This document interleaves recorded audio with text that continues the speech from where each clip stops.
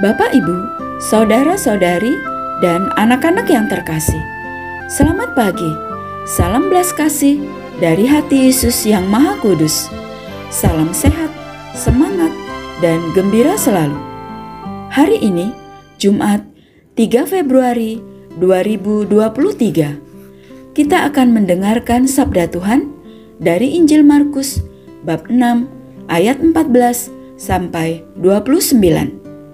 Sebelumnya, mari kita membuat tanda kemenangan Kristus. Dalam nama Bapa dan Putra dan Roh Kudus. Amin.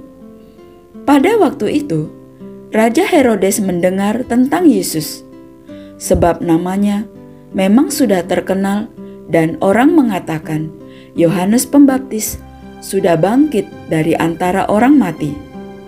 Dan itulah sebabnya kuasa-kuasa itu bekerja di dalam dia. Yang lain mengatakan dia itu Elia. Yang lain lagi mengatakan dia itu seorang nabi, sama seperti nabi-nabi yang dahulu. Waktu Herodes mendengar hal itu, ia berkata, "Bukan, dia itu Yohanes yang sudah kupenggal kepalanya, dan kini bangkit lagi." Memang, Herodeslah yang menyuruh orang menangkap Yohanes dan membelenggunya di penjara, berhubung dengan peristiwa Herodias, istri Filipus saudaranya, karena Herodes telah mengambilnya sebagai istri. Karena Yohanes pernah menegur Herodes, "Tidak halal engkau mengambil istri saudaramu." Karena kata-kata itu, Herodias menaruh dendam pada Yohanes dan bermaksud membunuh dia. Tetapi tidak dapat, sebab Herodes segan akan Yohanes karena ia tahu bahwa Yohanes adalah orang yang benar dan suci. Jadi ia melindunginya. Tetapi setiap kali mendengar Yohanes, hati Herodes selalu terombang-ambing. Namun ia merasa senang juga mendengarkan dia. Akhirnya tiba juga kesempatan yang baik bagi Herodias ketika Herodes pada hari ulang tahunnya mengadakan perjamuan untuk para pembesar, para perwira, dan orang-orang terkemuka di Galilea. Pada waktu itu, putri Herodias tampil lalu menari, dan ia menyukakan hati Herodes serta tamu-tamunya. Maka raja berkata kepada gadis itu, "Mintalah daripadaku apa saja yang kau ingini, maka akan kuberikan kepadamu." Lalu Herodes bersumpah kepadanya, "Apa saja yang kau minta akan kuberikan kepadamu, sekalipun itu setengah dari kerajaanku." Anak itu pergi dan menanyakan kepada ibunya, "Apa yang harus kuminta?"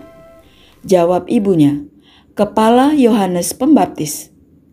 Maka cepat-cepat ia pergi kepada raja dan meminta, "Aku mau supaya sekarang juga engkau berikan kepadaku kepala Yohanes Pembaptis dalam sebuah talam." Maka sangat sedihlah hati raja. Tetapi karena sumpahnya dan karena segan terhadap tamu-tamunya, ia tidak mau menolaknya. Raja segera menyuruh seorang pengawal dengan perintah supaya mengambil kepala Yohanes.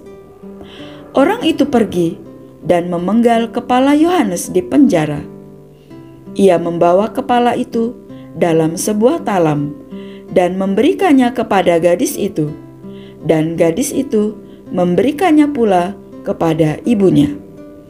Ketika murid-murid Yohanes mendengar hal itu, mereka datang dan mengambil mayatnya lalu membaringkannya dalam kubur. Demikianlah sabda Tuhan. Terpujilah Kristus. Bapak, Ibu, saudara-saudari, dan anak-anak yang terkasih, sebagai seorang raja, Herodes punya kuasa. Mestinya dengan kuasa yang dimilikinya, dia bisa menghidupkan nurani yang telah mati dan menegakkan kebenaran. Namun, yang dilakukannya justru sebaliknya. Demi ambisi, kepentingan, dan kehormatan pribadinya, ia justru mengubur nuraninya dan mengorbankan kebenaran. Meskipun punya kuasa, hatinya lemah dan sangat rapuh. Kekuasaan yang dimilikinya tidak disertai dengan iman yang menerangi dan mengarahkannya. Akibatnya, ia tidak mampu memelihara kasih persaudaraan, tidak menghormati perkawinan, dan sangat mungkin pula menjadi hamba uang. Pada zaman sekarang, masih banyak Herodes-Herodes di sekitar kita. Bisa jadi kita pun juga mempunyai salah satu dari sikap Herodes tersebut.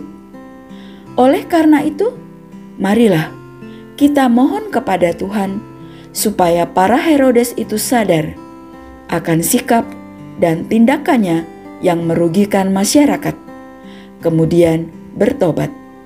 Kalau kita sendiri dianugerahi kuasa, marilah kita gunakan kekuasaan apapun yang dipercayakan kepada kita dalam terang iman, sehingga tidak kita salah gunakan sebagai sarana untuk memenuhi kepentingan dan ambisi pribadi, tetapi sebagai sarana untuk mengabdi Tuhan dan mengasihi serta melayani sesama. Amin. Dalam nama Bapa dan Putra dan Roh Kudus. Amin. Terima kasih. Selamat beraktivitas hari ini. Tuhan memberkati kita semua. Amin.